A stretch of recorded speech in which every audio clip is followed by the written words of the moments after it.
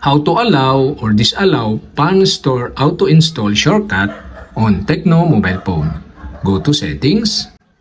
In Settings, go to Special Function. In the Special Function, go to Accessibility. In Accessibility, in Downloaded Apps section, go to Palm Store Auto-Install. Here, you can see the Palm Store Auto-Install shortcut.